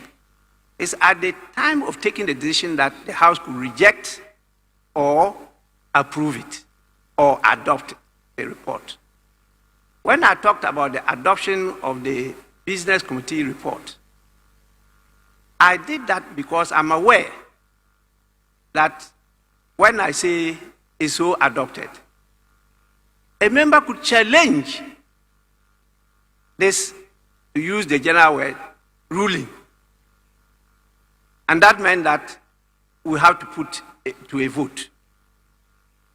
And so in doing these things, that's why I was drawing your attention to the fact that I have to look at the numbers on the floor, on both sides of the House. And sometimes, as Speaker, when you think that this matter is in the interest of the nation, and you want it to go through, but you see that if you put the question, it's likely to be rejected because those against it are more than those for it, then you apply the other rules. And so sometimes I'm drawing your attention to the fact that yes, you are majority leader, you are in charge of government business, but don't imperil government business. And more so, having sat on that chair for many years, I'm aware always as a leader, you have to go back because you need the support of those in the opposition to be able to carry on government business. And so if you recall, you are not too old in the House, but at least you are not also young. There are a number of times even allowed during my tenure the opposition members to lead the business, to carry it through. It's very, very important. It's not for the individual's glory or party glory, but the national interest. So please, I will hesitate to refer it back to the Business Committee to reconsider. I thought the guidance had been given, and I was proceeding because all the important items have been stated, telling the table office to put across in the order paper for tomorrow's consideration. But if you, as leader of government business, insist that we should see carry on with all, well, it's for you. Because I didn't only talk about even the challenge of time, I also talk about the season. And I'm aware that a number of your own members will not be showing up. I'm very sure about that. You can contest me on it, but I'm very sure they will not be showing up for the business of the House. Anyway, you have the last. Mr. Speaker, the Business Committee meeting wasn't a one-sided meeting. Members of the NDC minority were part of the meeting, for the records. I have not misled the House into believing that the report was consensus. This report was consensus. We arrived at the items by consensus. 3, the time agreed was 10 a.m. and it is a clerk to the committee that advertised it on our platform. It was not my time of choosing where I hurriedly convened a meeting without my other colleagues. But I agree that when the meeting had closed and Dr. Forson had come in, he had expressed his own views about some of the items, which views he expressed before you at the pre-sitting deliberations. So, Mr. Speaker, I wasn't saying anything different. My worry is about the precedents we are setting on this matter. That the matter contained in the proposal should come before us. If it comes and we deliberate and we take a decision, that at that point is before the House. But if, Mr. Speaker, at this stage, it's going to be a novel practice for the House to say that Business Committee meeting, because there's a disagreement, we are going to reject or take some out and amend. Mr. Speaker, as it pleases the House, you are to guide us, and I will yield to the suggestions that you want to put across. But I find it a novel practice. I find it a novel practice. And again, and finally, the suggestion that some of these items are new are completely untrue. Mr. Speaker, these items have been pending for months and years, and my colleagues know. If we may not have our members, let's wait for that day. If our members don't come, I won't put it to a vote for me to lose a question. So, Mr. Speaker, let's get to the bridge and then we'll cross it. These are items that government want to pursue. If we get there and we don't have our 138, we'll step it down. But my colleagues should proceed to oppose it when the thing comes to a vote, rather than to prevent it from being discussed. That one, I disagree. And I want Hansa to capture him as such. Mr. Speaker, having made my point, the rest lies with you. Thank you. Anyway, honorable members, if you look at the order paper, item 10 deals with presentation of papers, which meant that there are new matters to be presented to the House. So when you say there are no new matters, it's not wholly true. And I did draw your attention to the agreements dealing with the military on behalf of the government of Ghana and the French government. That that one, I had no knowledge of it, and we just seen it. And so that's fresh business. And it's not only one. If you go through it, these are businesses to be presented. 10, A, B, C, D. They are businesses to be presented. So please, let's stop at this. But what happened at your business committee meeting is actually not under discussion here. I think we should leave it at that, because I usually ask for better and better particulars.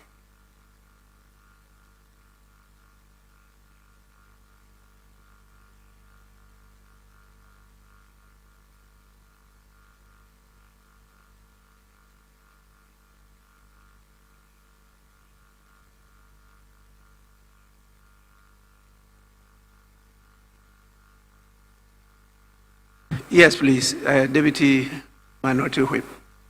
Mr. Speaker, for the records, I just want the majority leader to be aware that he misled us. Mr. Speaker, the business committee notice was issued with the time at 8 a.m.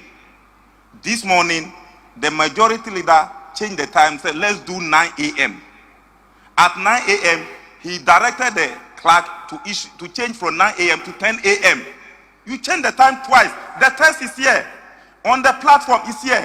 So we were all waiting that once he changed the time to 10 a.m., it's 10 a.m. We got there 10 a.m., you have said the meeting is over. Then you have come to say that we are not misled. You misled us. If we got there late, it doesn't mean that you didn't mislead us. 8 a.m. is the meeting take place at 8 a.m. When you said let's do 9 a.m., all your text messages are here. 8 a.m., you said let's do 9 a.m. Then later, the clerk issue has been directed by the majority leader to reschedule the meeting to 10 a.m. That is here. Is it true or false? Then we're waiting 10 a.m. I have to go there 10:13. You said the meeting is over. Then he said, no, let's reconvene and sit. You said you are going to pursue other issues. When I have to enter there, were you there? No, Mr. Speaker. You see, you are, no, Alex, let's state the record. If you had admitted your mistake, that you misled us, maybe we should have considered you. But you misled us, and you are continuing saying that for the record. Now you are proving to me that it was deliberate. Oh, let's beat them by the time and take everything to the floor. Ask your deputy. When I questioned her, she said, oh, let's go to the floor so that you raise your issues here. Then he has come to do same, and you are saying that no, he shouldn't do that. Speaker, with respect, the minority leader indicated the reason for the time change was that he said you had a caucus meeting. Mr. Speaker, it was at the instance of your leader. Please don't let's go there. The 8 to 9, 9 to 10 was because he indicated you guys had a caucus meeting. And I yielded. You may recall that on the same platform, we were to have the meeting last week.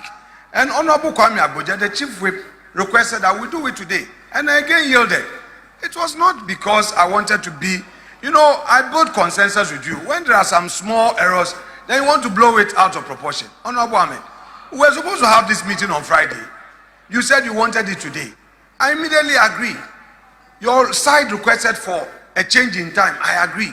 They requested for it again. I agreed. And then when we started the meeting, some of your members were there, and we started. So let's not go there. The point I've made is that if you have strong views, let it get to the stage where you can reject or otherwise. But to say that it shouldn't come at all, it's not acceptable. That's the point I've made.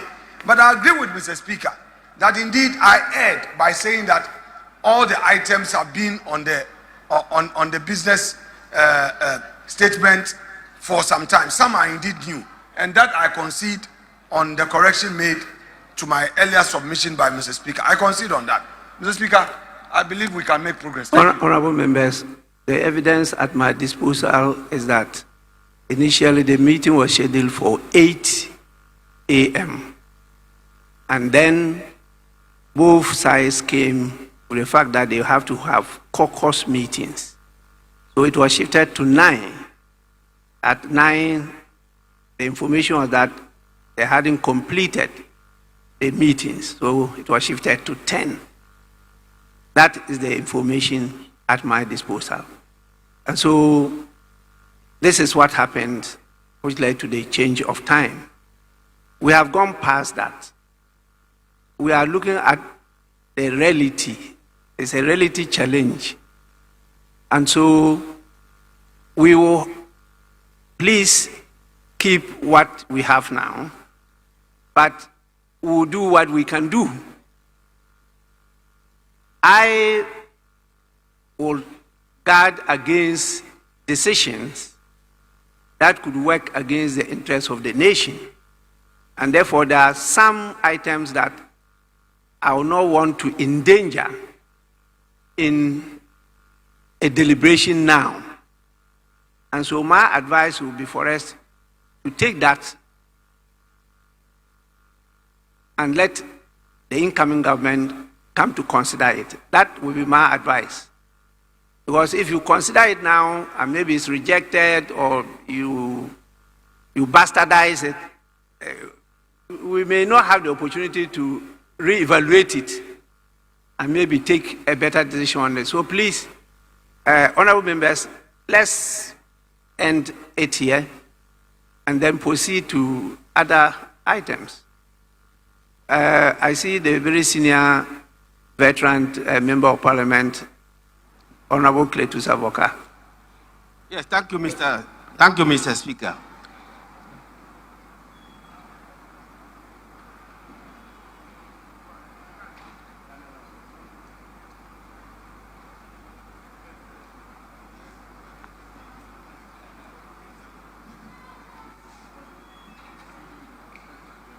Thank you, Mr. Speaker. Mr. Speaker, I humbly want to suggest that this is not the first time that a business statement has been subjected to debate and suggestions, etc. So like you observed earlier, I don't think that we need a second business committee meeting on this matter. What we should do is that we adopt the statement, we adopt the business statement, subject to the suggestions and recommendations that have been expressed on the floor and your guidance. That's all. And then we continue. Tomorrow, as and when matters come, we do them. We don't need to go and have another meeting on the business committee to waste our time.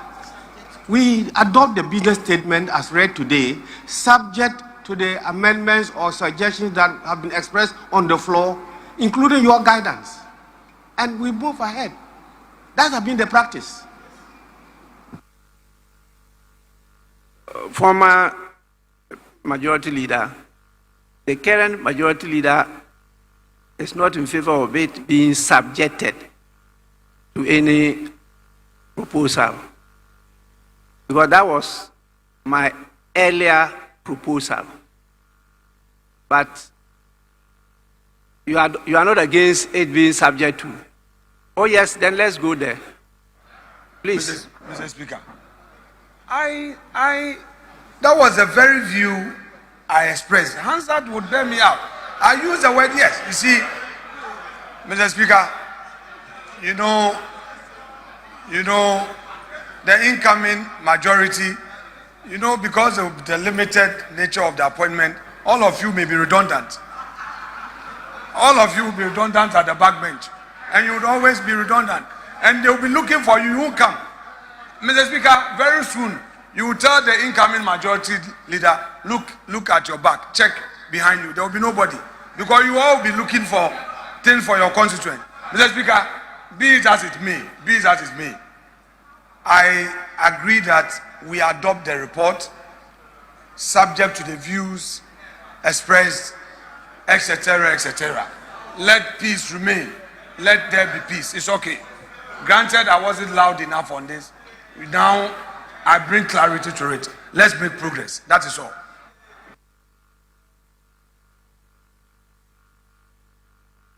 Yes, honorable members, do we need to debate this again? Yes, please. Mr. Speaker, we don't need to debate this. But Mr. Speaker, my colleague on the other side, you've actually helped him when he was insisting that you shouldn't put a question because he wanted everything here to be adopted. Mr. Speaker, I will encourage you, and he's saying that whenever he's got his numbers, he will bring things that we don't like and put them to vote. Mr. Speaker, I want you to be fair to him and all of us. Put the issues, even the business statement, to listen. So if the House decide that we are rejecting it, let's reject it today, not on the day that he's got people on his side. So, Mr. Speaker, I entreat you, put the issue to a vote, so that let us reject it, for him to know that we are opposed to the attempt to grant tax waivers worth 300 million, which have been opposed for 2 years. Mr. Speaker, put the question. Don't even give him the opportunity, because you were speaking to him in parable when you said to him that sometimes you protect him by asking him to look at his back. By looking at his back. Mr. Speaker, what happens the day that the people on my back are not enough and his are more? Then you will try to take the judges, would that be fair on that day? Mr. Speaker, would that be fair on that day? Mr. Speaker, put the question so that we reject the business statement today, so that we can go and do a proper business committee meeting and agree on what is put on the business statement coming from the majority of the people on the business statement. That will be a fairer way of doing it, instead of protecting him because he has, almost scanty back there, just like the votes they got, so that we who are in a majority will be in a disadvantage. This is the true nature of who you are. This is why the Ghanaians gave you a vote to commensurate with the numbers you have. Yet you said you haven't learned any lessons. You haven't learned any lessons. You are still walking like this. Talking, you cannot tell us we are a government. Look at the size of the government. Is this a government? Is this a government? This is less than the district assembly size of anything. Mr. Speaker, very soon it will get to his turn. That disease that is making us suffer today, I give you 6 months. You will go through the same process. But Mr. Speaker, don't worry. The rules book we have, the standing orders. I don't want to ask you to look into your books, your standing orders. But I want to tell you that there's no way that a business statement is required to be subjected to a vote. Read for me. Read. We've passed this. Read it. Read. You quote me a rule that requires that a business statement. Go and read the old rules and this one. Read the old rules. Dr. Mr. Agboja, read. You see, you are aspiring to be a new majority leader. Behave yourself. Don't behave yourself. Don't act as if you are still in minority. You claim you are a majority. Behave like somebody who is in majority. What's wrong with you? Read where you can find in the books. To tell us, how do you adopt something in Parliament without taking a vote? Tell me which rule tells you how to adopt. Can Mr. Speaker just decide that the House has adopted without members? Tell me. Consensus.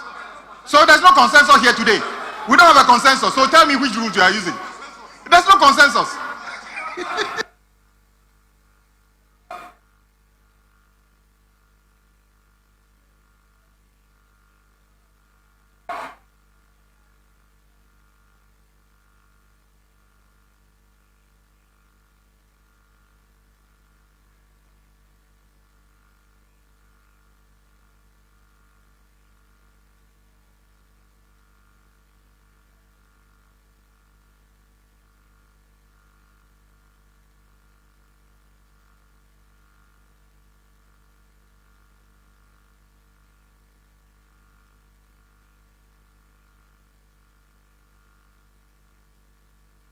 Yes, honorable members, the Business Committee report is accordingly adopted. Honorable members,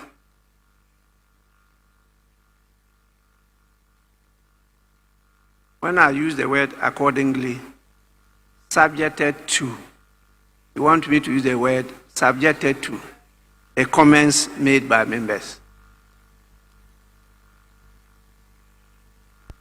These are rules that are developed through practice, because it's a report coming from a committee of the House. So there must be a procedure, albeit very informal, for the House to indicate that it has accepted that report. So it's not like a formal debate where you put the question and the House will take a decision. And so this is the procedure that was developed through practice. So we adopt it and then we'll move on from there. Honorable members, we will now take item 9 at the commencement of public business. Presentation. Item 9 is presentation of petitions. I don't have any indication that we have petitions before us. So we'll move on to item 10, which is presentation of papers. The following papers to be presented: A, by the Minister for Finance, 10A Roman 1, expenditure in advance of appropriation for January to March 2025.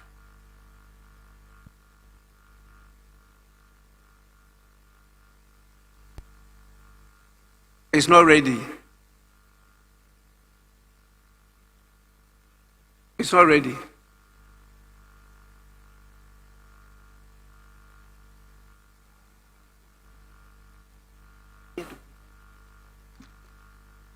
Nobody.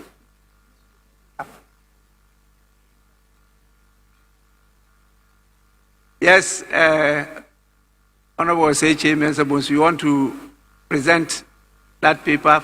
No? Speaker, I think the minister himself will be in charge. But as you know, there is a role for him to play at the transitions team meeting. So if you saw, he's been there the whole day. And the Speaker, the meeting is holding at the same time. There's also another cabinet meeting at 5. So I'm just walking there to inform him that he needs to present it. I guess maybe tomorrow it should be ready, or maybe latest day after tomorrow. But I guess, certainly in the course of the week. I know the report is ready because I was given a copy to admit for the consideration of the business committee, which I did. The challenge we have now is whether there's any authority here to present it for and on behalf of the Minister for Finance. If there's none, then we could leave it to tomorrow, where he himself, as you indicated, he wants to be in charge of it. So we, honorable members, defer that item, and then we move on. Yes, please. Mr. Speaker, as you always say, we learn. Mr. Speaker, Honorable Chairman Sabonsu has laid papers in this House. In fact, he's actually even presented a budget in this House. I'm surprised that both the leader of government business and the Minister of Parliamentary Affairs do not have authority to just lay what you are talking about in this House. I don't want to believe there's any conspiracy. Mr. Speaker, one of them can actually lay this paper. Just laying. Normally they will tell you it's just laying, it's just laying. Honorable Chairman Sabosu has laid papers for Finance Minister, Energy Ministry. In fact, one of the days we call him Minister for everything. So it is difficult for me to understand why my good friend, Honorable Afenyo Makin, would not even lay this paper on behalf of Finance Minister.